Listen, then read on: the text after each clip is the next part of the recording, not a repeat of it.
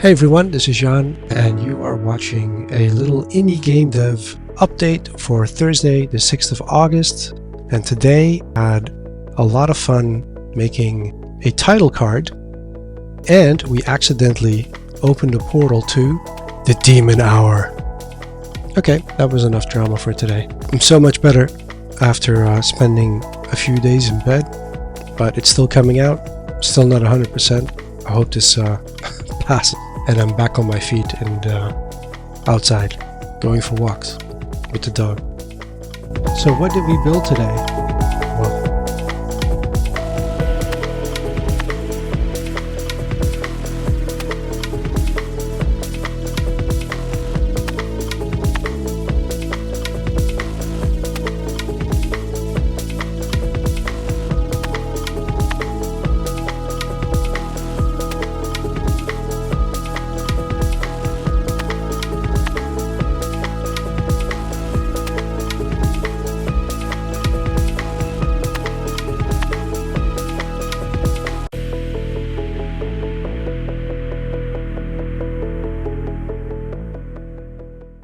okay, I've just added an extra layer and I couldn't see what I was doing here, but it totally works.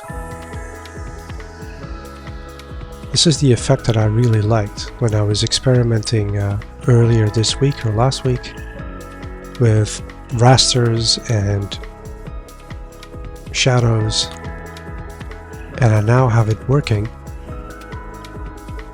as I wanted it on a separate layer, which is right over here. You can't see it because it gets in the way of me doing editing in the level. So I've actually placed it underneath what you're looking at, but you can see the outline. So it is placed in the correct position when the game starts.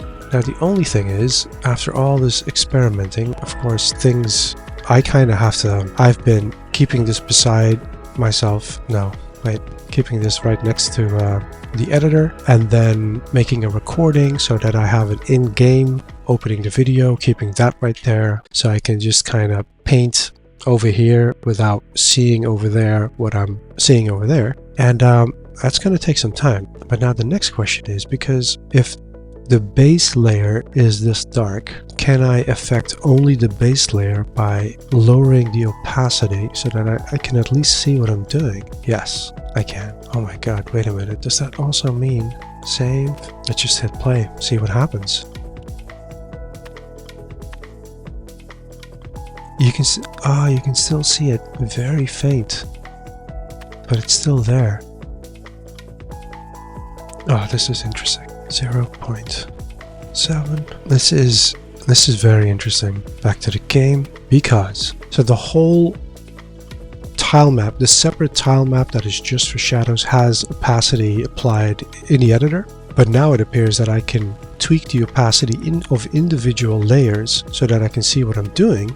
But that leads to all sorts of interesting ideas, because if we can change that on the fly, that means you can create all sorts of effects using only the tile map, using tile map layers. What kind of effects? Well, that depends on how many layers you can use, which I haven't tested, and how you organize the level.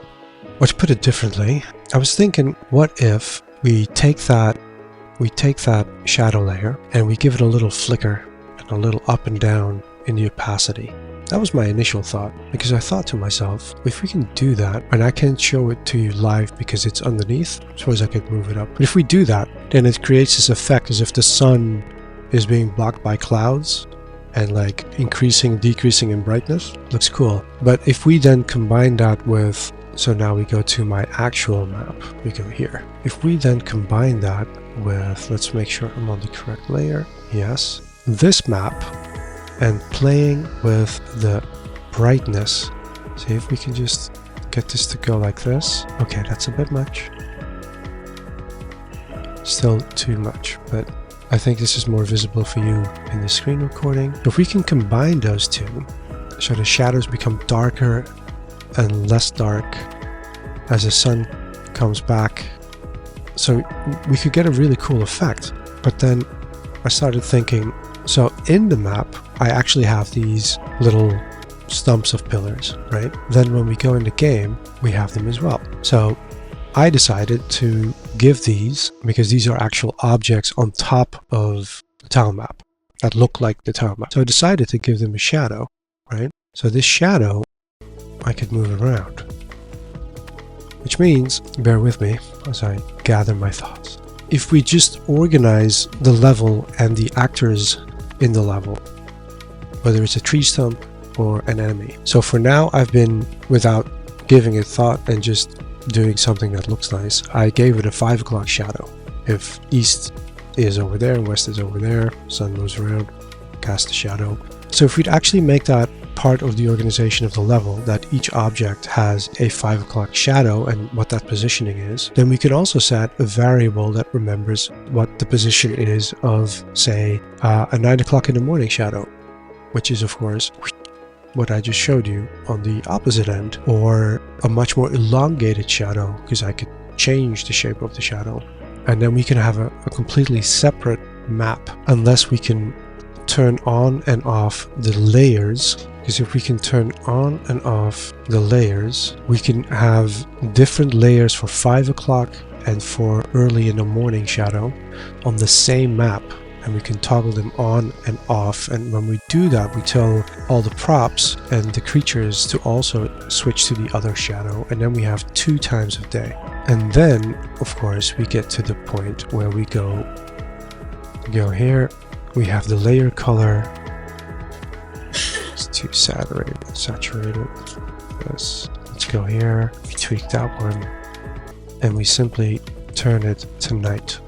This was an obvious thing to do, but the whole shadow thing, that is the interesting thought. And then getting back to the idea of, like, you can do a lot of interesting things like this. So if I just cancel this and then hit undo, but then if we go like crazy and we go like this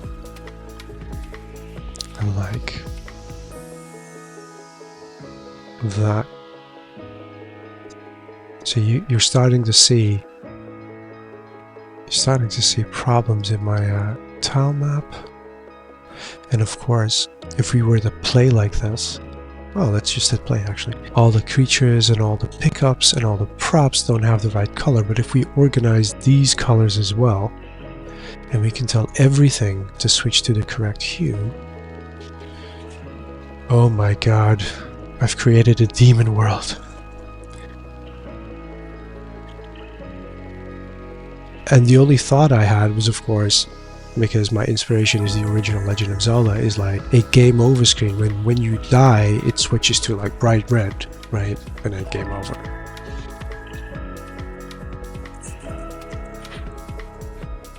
Yes. I'm doing it. I'm becoming a game developer. And I'm thinking of the most basic things myself and how to do it. But that's the thing. Like a year ago, I wouldn't even know where to begin. I would come up with something like this, but I wouldn't know what to do. And now I'm actually like the thoughts are happening where it's like, and then I have to do it like this, and I have to connect this and that, and like how to organize my own little game to do these things. Wow, this looks pretty badass. It's pretty cool. And I thought messing with light and shadow a couple of days ago was just, shouldn't be high on the list of priorities, that it's just polish. This completely changes the game, looking at it like this. Okay, I just want to quickly check one thing, because of course another thing I added today is the title card. Yeah. See, that then also would have to be updated with when we're in this mode, this light mode. Erufu, or elf in Japanese, needs to have a different color so it still stands out. No, it's like a vampire elf now. Ah, this rasterized effect.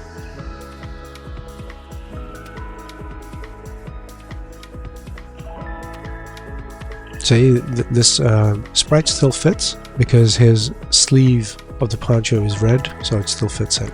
So that's just lucky. Up. Up. Playing on keyboard.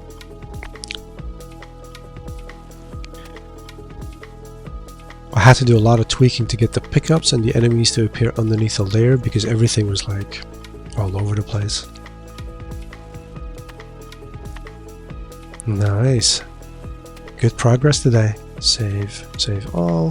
When you're in tile maps, please beware that saving takes a little longer than saving anything else, because every little tile is of course in some giant array or something. This is another fine example of what I was talking about the other day in the making indie game dev video tutorial, that it's a lot easier sometimes to make changes to the game in a video edit rather than the actual game, just to test it out. And this is something that I tested some time ago, that I just added a title screen at this point.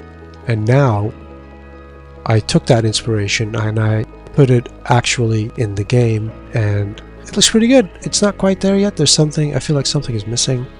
I know it's just 8-bit, but it's starting to look pretty cool, you know? Well, I think that'll do for today. Time to rest up some more, and I'll hope to catch you guys tomorrow. Have a good one. Cheers.